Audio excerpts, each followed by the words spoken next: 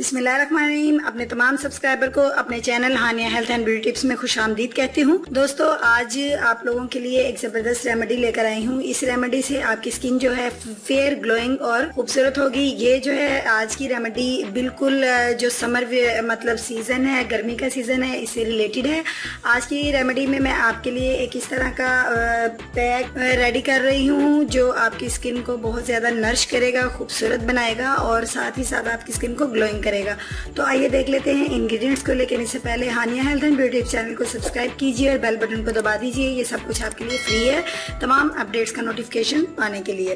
तो आइए दोस्तों, सबसे पहले मैं इंग्रेडिएंट्स बताती हूँ। ये मेरे पास टमाटो का मैंने पेस्ट तैयार किया है, यानी टमाटर मैंने एक अदद लेके उसका मैंने पेस्ट जो है वो रेडी कर लिया है।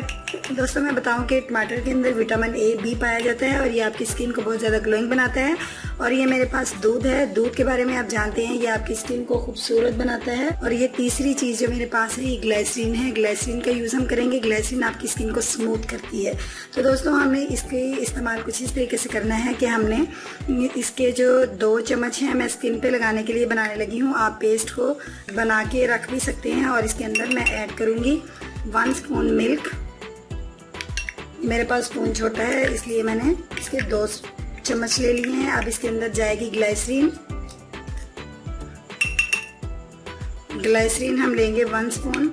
ग्लिसरीन लगाने से आपकी स्किन जो है बहुत ज़्यादा स्मूथ होती है और स्किन से पानी इस तरह बहेगा अगर आप इसका इस्तेमाल डेली करेंगे, जैसे शबनम के कतरे आपकी स्किन के ऊपर से गिर रहे हैं।